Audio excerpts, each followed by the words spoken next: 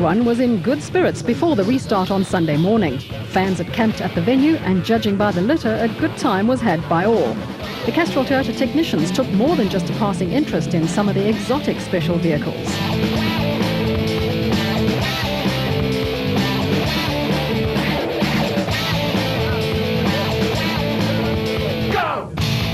Crowd control at events is always difficult, but the Manchwabisi fan club seemed to have matters under control.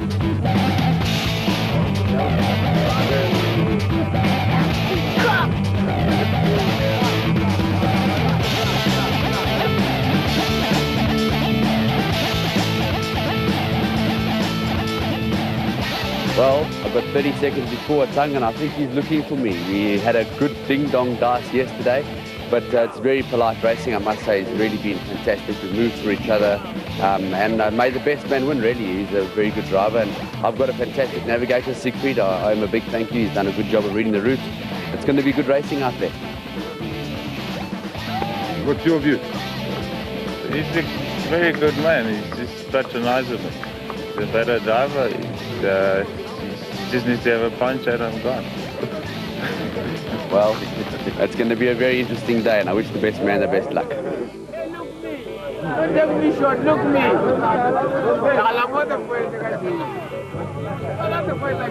Manchwabisi Fan Club was incorporated in the Ministry of Labour and Home Affairs 25th of March.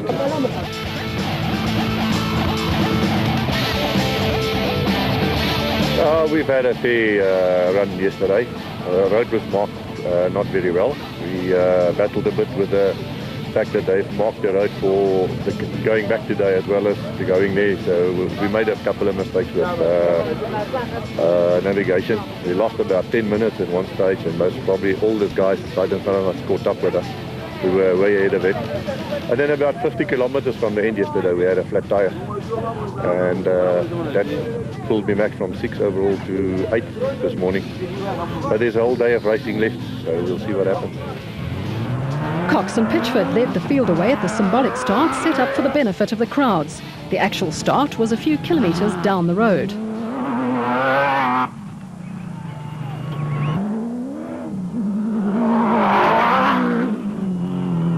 The surviving 34 crews faced a long, tiring day retracing their steps to the finish, with the scoring for the final day based on corrected time.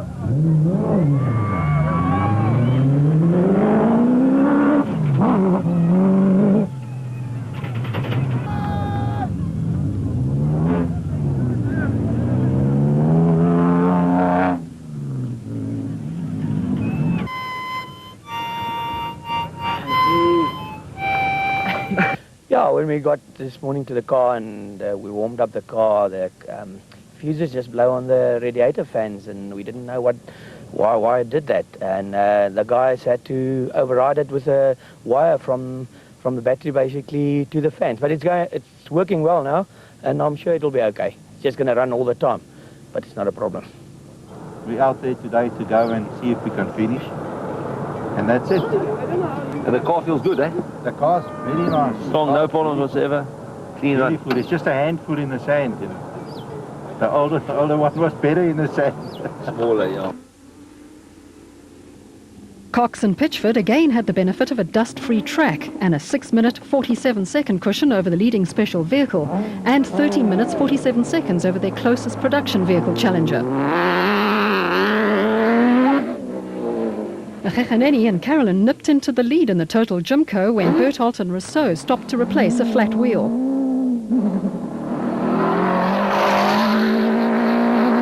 The Advansoft iBurst Bat crew could ill afford the time lost and would have to fight to pass the reigning champions who have proven difficult to overtake in the past.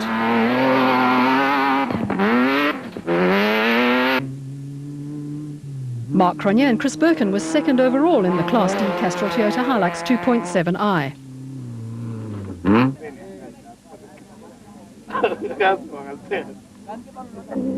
Variawa and Van Zyl were in great form in the BMW V8 powered Total Porter and well placed to challenge for the special vehicle lead.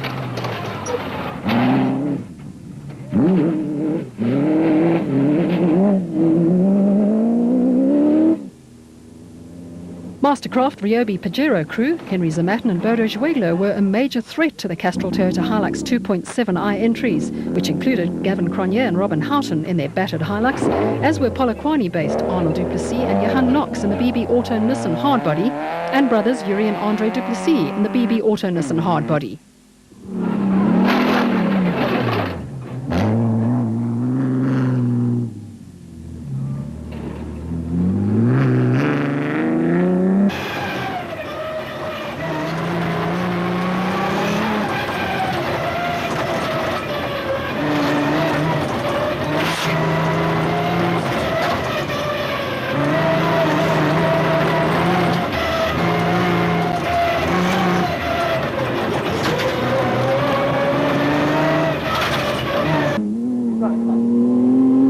The top 5 Class D entries were separated by 41 minutes.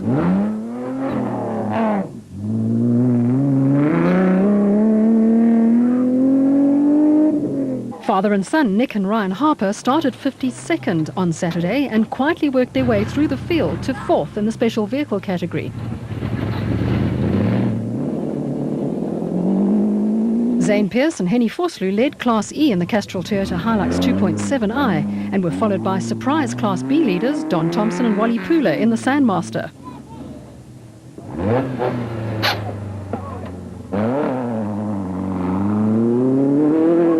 Next up were Paolo Piazzamosso and Oki Fari, who started 58th on Saturday and had gained 45 places in the Castrol Toyota Hilux 2.7i. They had Terence Marsh and Michael Whitehouse trailing in their dust in the Nashua Mobile Bat.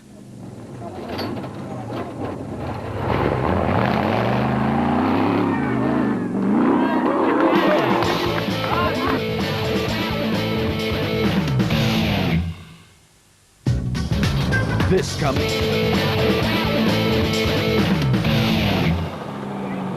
Cox and Pitchford were on a charge in the proudly South African Nissan Hardbody.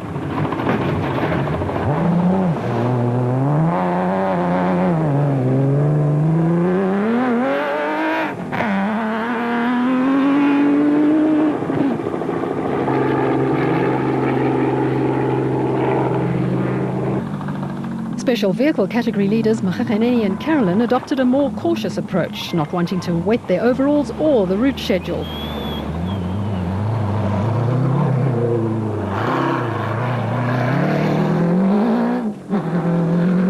Berthold and Rousseau threw caution to the wind in their efforts to haul in the 2004 Toyota 1000 winners.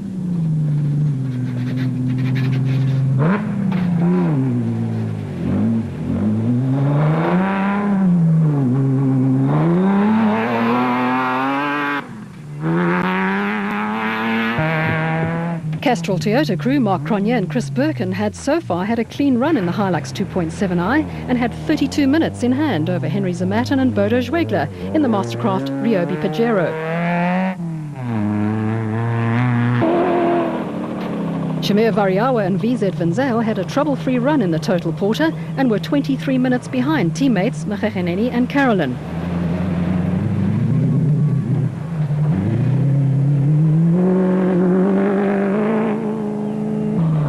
Zamatin and Zweigler hadn't put a wheel wrong all weekend and looked set for a well-earned podium finish, and so too did Gavin Cronje and Robin Houghton in the Castrol Toyota Hilux 2.7i. Brothers Arnold, Yuri and Andre Duplessis held station in 4th and 5th positions in Class D.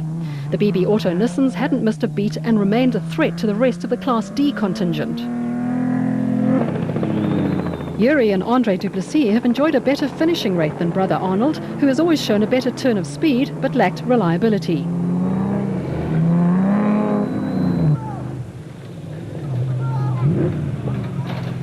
No one can fault Nick Harper for his cautious yet consistent approach, which has produced many podium finishes in the past.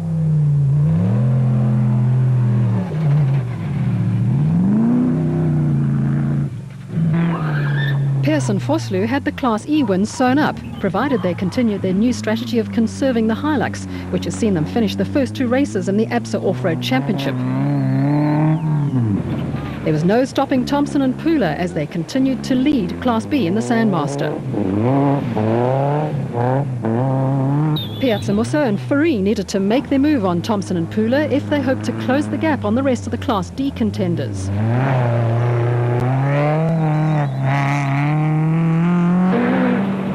Frobler and Jordan were up next. They gained 3.5 seconds on Cox in that spectacular move. Special Vehicle Championship leaders Marsh and Whitehouse lost about 5 seconds on Frobler.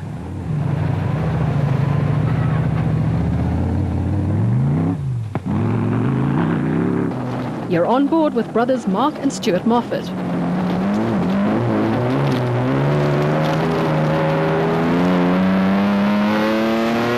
Reigning Class B champions Marcus Taylor and Mark de Chalane started 57th and had moved up to second in Class B and 17th overall.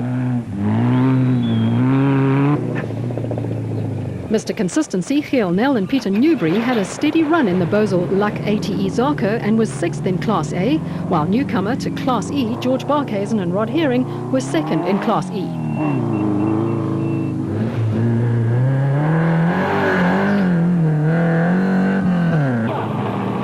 Veterans Richard Schilling and Chris Davies were the sole survivors in Class S and only had to finish in the Plastic Aceco to win the class, while David Marsh and Peter Barnard in the Broadhurst Nissan Hardbody were the highest placed Botswana entry in the production vehicle category.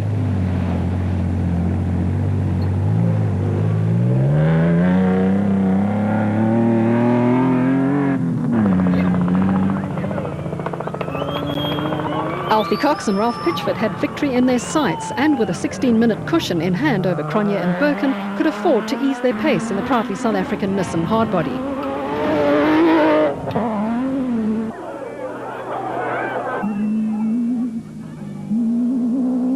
Much to the delight of the fans, Mekhekaneni and Carolyn had taken over the lead in the special vehicle category. But where were Bertholdt and Rousseau?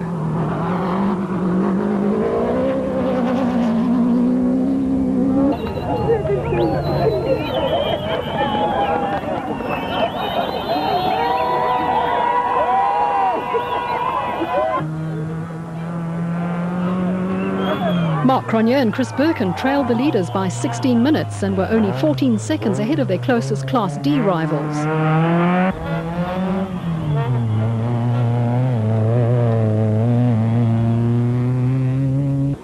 Bodo Bertholdt, father of Gary and Bevan, waited patiently for Gary to arrive.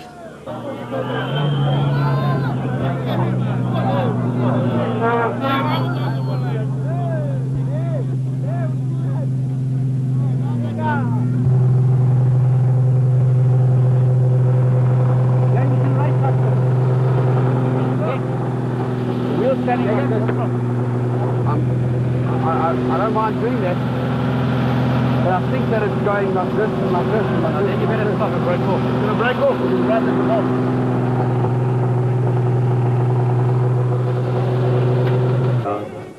This is almost off. That part's almost off. With that break? No, that will break. No, Gary, that... I'm afraid that's it.